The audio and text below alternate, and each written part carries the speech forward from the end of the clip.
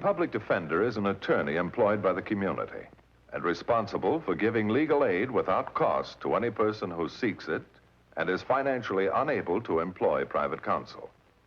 It is his duty to defend those accused of crime until the issue is decided in a court of law. The first public defender's office in the United States was opened in January 1913. Over the years, other offices were opened. And today, that handful has grown to a network of lawyers cooperating to protect the rights of our clients.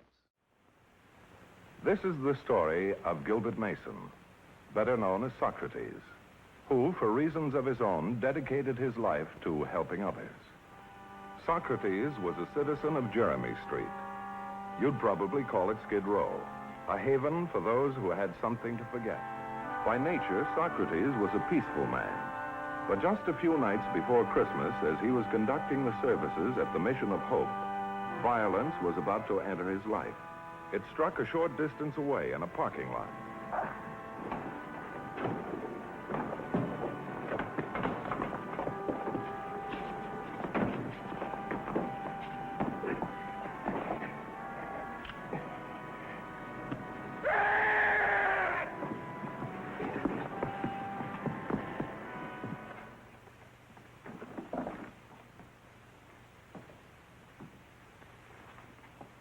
Charles, you finish the tree. I want to talk to Dolly. Dolly, where have you been keeping yourself? I haven't seen you in a long time. I've got some lambs, too, out in the back. Can I fix your plate? Oh, no, thanks, Socrates. Just want to talk to you a minute. Oh, sit down, son. Sit down. Now then, what's on your mind? Well, I've been thinking a lot about what you've been drumming at me lately. Oh, you mean about leaving Jeremy Street? Mm-hmm. And what have you decided? Well, for one thing, I'm kind of scared. You know, there's more to leaving the street than just walking uptown. The world's nothing to be frightened about, son. It's just full of people like yourself. Now, you don't really believe that. One man did. Over 2,000 years ago, old Socrates said, no evil can happen to a good man, either in life or after death. Yeah, but he never lived on Jeremy Street. That's why I want you to get out, son. Don't stay here. Don't waste all the years before you. I'm not. I'm leaving town tomorrow morning. Oh, why didn't you tell me? You'll never regret this, son. Well, that's not what Marcy said. Marcy? Yeah, I went over there this evening. Just say goodbye. How did she take it? Pretty sore. Said a bum like me keeps tumbling back to the street sooner or later. Marcy's been selling cheap hash down here so long, she's forgotten there's a decent way of life. You know, you're the only guy who ever cared whether I was living or dead. I won't forget you. Thank you, though. Hello, Socrates. Your name Doug Martin? That's right. You're under arrest. Arrest? What for? A man was knifed and robbed. Well, what's that got to do with me? We got a witness that says you did it. A witness? Who? Why, there must be some mistake. He was with Marcy Craig all evening. You can check on it. That's right. That's real interesting. Especially since Miss Craig's the one that blew the whistle on him. Let's go.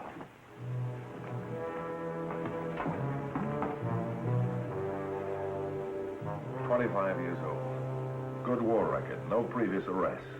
How do guys like you end up in the human trash heap anyway? How does anybody end up anywhere? Somebody gives them a push.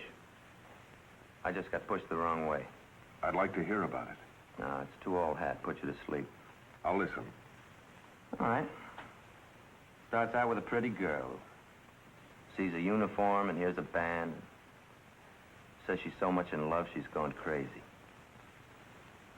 I believed her and I got married. Then came a big day. The day I came home. But since I've been away, there'd been a lot of bands. Been a lot of uniforms, too. You're right, Martin. It is an old story. But not every soldier lets one bad woman ruin his life. Happened to me twice, remember? Was a woman turned me in on this rap. According to Marcy Craig's statement, you dropped by her place a couple of hours after the robbery. You were frightened. You wanted her to hide you. Well, that's a lie. I was with Marcy all evening. Is there any reason why she'd want to see you in trouble? I don't know. When I first came to the street, she made me alone. I figured we were just friends. Maybe she thought she deserved more for her investment. Where can I find Miss Gregg? Well, first you go to the end of the earth. That'll be Jeremy Street. Then just ask. Everybody on the street knows Marcy.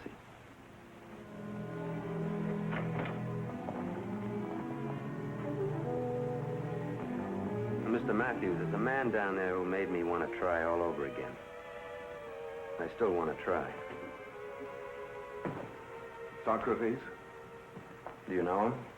A lot of people do. I wonder if you believe him, too. Believe what, Martin? What Socrates says. That no evil can happen to a good man. Socrates was a very wise man.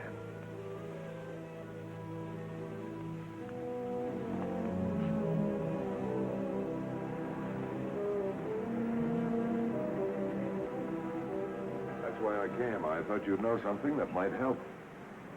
Suppose we find out that Marcy Craig was lying. Well, in that case, Doug Martin would stand a good chance of getting out of jail the same day.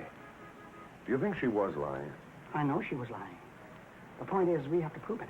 I intend to have a talk with her. Mr. Matthews, I want you to stay off Jeremy Street. What? Well, I know this street pretty well. When strangers start asking questions, even you, people forget the time of day. I'd rather handle this matter by myself. Look, Mr. Matthews, I've never let you down yet, have I? All right. But why are you so interested in this Doug Martin? Because I still think he has a chance to keep his membership in the human race. During the time I've known you, there have been many Doug Martins. A man must have a pretty good reason for giving up his life to help others. Socrates, why are you down here? For 22 years, I was a teacher. 22 years, molding young minds into something with purpose and meaning. I was intrigued with the idea. So intrigued that I forgot my own son. He was well educated. He was also well acquainted with the wrong kind of people. And one night, he was killed in a drunken brawl. My only son. I'm sorry, I didn't mean to pry. I wandered around for years. And finally wound up here. Many a night I spent right here in this very alley. And then suddenly I woke up. And I realized that if my life ever had any purpose, it was in helping someone who had a chance. Well, Doug Martin still has a chance, but he'll need a lot of help. And he's going to get it, Mr. Matthews, if you will stay off Jeremy Street. Look, this is my beat. If I hear anything, I'll contact you through Charles. Socrates' intention had been to talk to the many people he knew on Jeremy Street and piece together whatever information he could, but after our meeting, he got no further than the corner.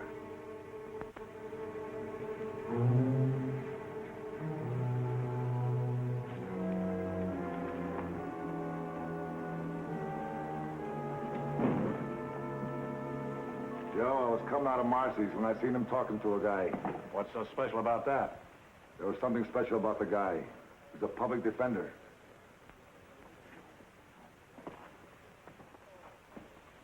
Hello, Joe. Glad to see you. Oh, you sugar-tongued old liar. You're scared half out of your shoes. Why? Oh, why should I be scared, Joe? You tell me. What did you and the public defender have to chat about? Well, as a matter of fact, we were talking about the mission. You see, it's 3 days before Christmas, and we always try to give the congregation a turkey dinner. Only this year, we're suddenly deficient in turkeys. Too bad. And what's that got to do with Matthews? Mr. Matthews is a man of compassion. He offered to donate a turkey. As a matter of fact, maybe you'd like to do the same thing. Me? Yes. You're one of the few men down here who always seems to have a little money. If I do, I keep it. Well, then I guess a few of our congregation will have to have a turkey dinner of beans and soup. It's too bad. If only... Only what? If only Mr. Corley hadn't been hurt in that holdup. You see, he always donated several turkeys. And put the bite on Doug Martin. He's supposed to have Carley's money. Maybe. What do you mean, maybe? Regarding Mr. Corley's money, there are several people down here, Joe, whom the police wouldn't think was above suspicion, including yourself.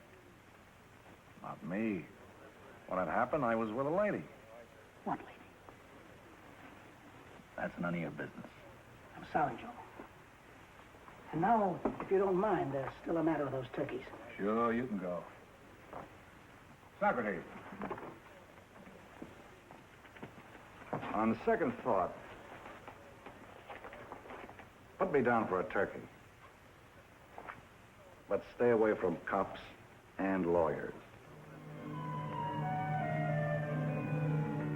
Thank you, Joe. Thank you very much. Joe Kelly had mentioned that he had been with a lady that night. Socrates had no doubt who she was.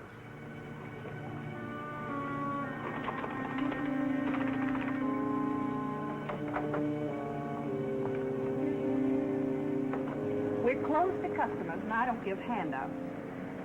Marcy, my dear, my visit has to deal with something much more important than that. Come on. What do you want? A very wonderful author named William Congreve once made a very sage statement. Hell hath no fury like a woman scorned. What are you talking about? To put it in terms of Jeremy Street, Marcy, I think you gave Doug Martin a raw deal. Get out.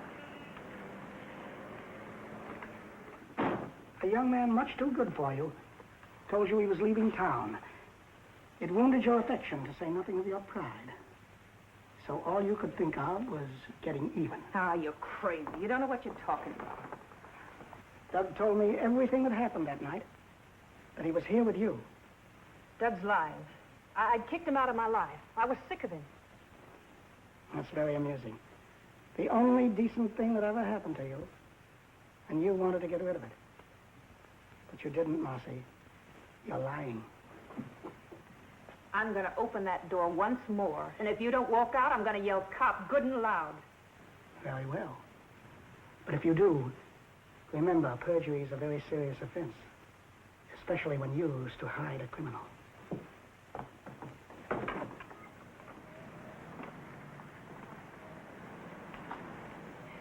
You're an old man, and one of these days you're going to drop dead. Don't rush it. Maybe you're right, Margie. I'm sorry if I made you nervous. Good night.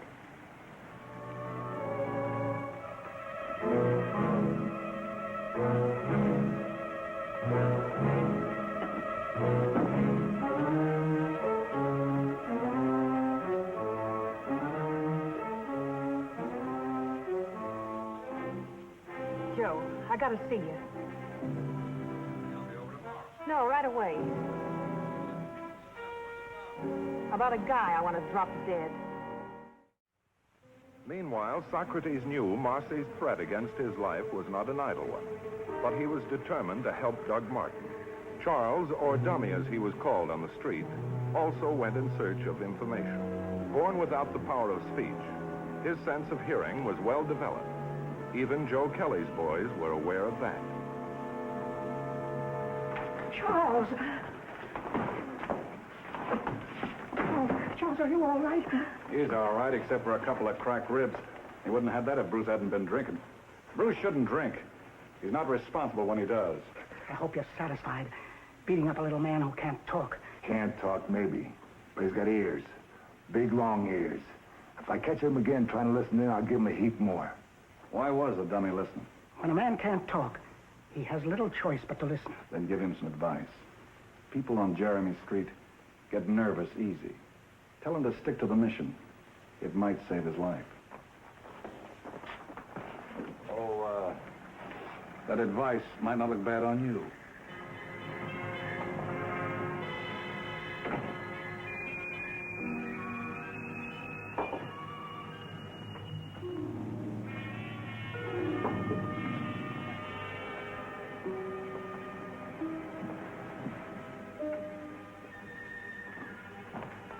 Matthews, I thought I told you to stay away from the street.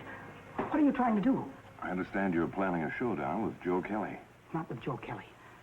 One of his big hoodlums. He's non-compos mentis. But in my own way, I hope to gather some information. I don't like this, Socrates. Joe Kelly is hardly the formula for a long life. In Greece, when the real Socrates was on trial for his life, he told his friends that the difficulty is not in avoiding death, but unrighteousness. For unrighteousness runs faster than death. You know, during the past 12 years, we've developed quite a friendship. Don't let a hoodlum break it up. Take care of yourself, will you? I'll try. If I get any information, I'll contact you through Charles. Neither one of us can waste any time, Socrates. The man Doug is accused of stabbing died tonight. Now the charge against Doug is murder.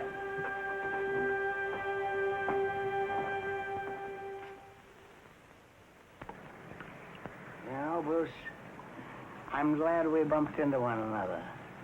You're an amazing young man. You're very nice looking. Where's yours? Mine. Oh, yes.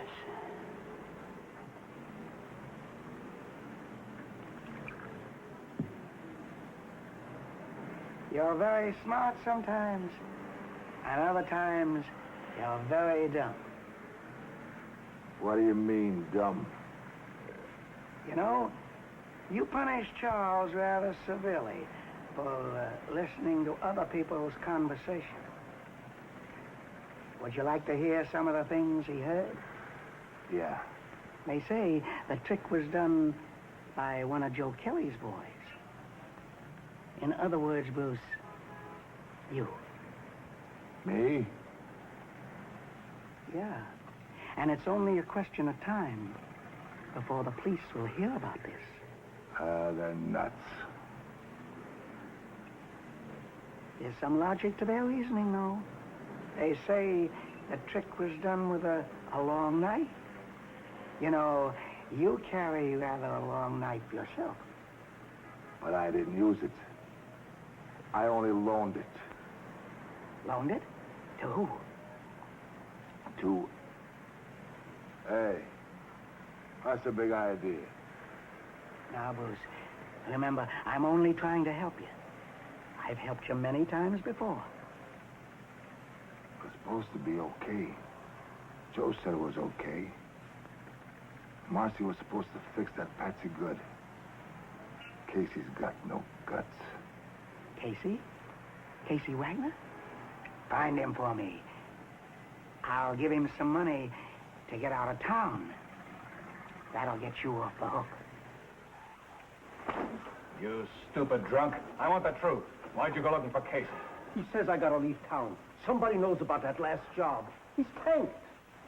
But that's the way it is. They got a line on us. I finger Casey for sure. Joe, maybe I better take it under land. If the cops know... Shut up. Who told you all this? Socrates and me are pals. He says the dummy heard that I was the one that was knifed the guy. And you told him about Casey? But he wants to help. As soon as Casey shows up, he gets the money to blow town. Guess we better deliver Casey like he asked. Joe, you don't mean you're gonna... Forget it. Nobody's leaving the street, except Socrates. And while none of us has garnered the physical riches of this world, we can all be sure to take hold of the wealth that lies with faith and hope. And now, for those of you who are here to dine, I'll sign the meal tickets.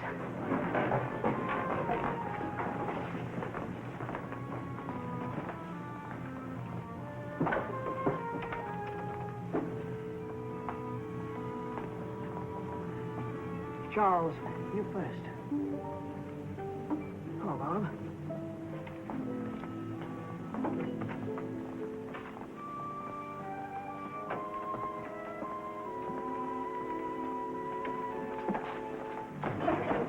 I understand you wanted to meet Casey. Okay. Mr. Casey, Mr. Socrates. Joe said you tried to make a fool out of me. Easy, Bruce. This is something between Casey and Socrates. You shouldn't try to make a fool out of me. I told you this was between Casey and Socrates. For all, it's Casey's neck if the old man talks. Don't forget my men saw you here with me tonight.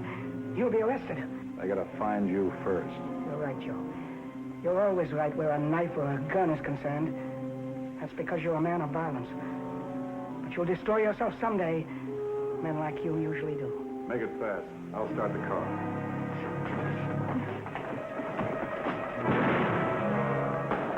All right, put the cuffs on him. Mr. Matthews, you sure had me worried. They stood right alongside of me all the time the men were eating. I thought you'd never get here. I called the police as soon as I got your message. Good old Charlie. Now I know why they call you Socrates. You sure know your stuff. There's not many men I think of calling for help on a mission meal ticket. Get anything out of those men? Casey's talking already. He got shot in the shoulder and he thinks he's dying. You know, Socrates, maybe Doug Martin will amount to something and maybe he won't. But you gave him a chance. No man ever got a nicer present for Christmas. Do you think we'll be able to get him out in time for Christmas dinner tomorrow? I'll get to work on it. The judges are particularly lenient this time of year.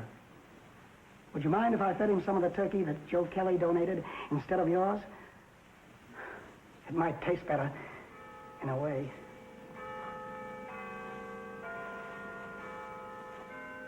Merry Christmas, Socrates. Merry Christmas to you, Mr. Matthews.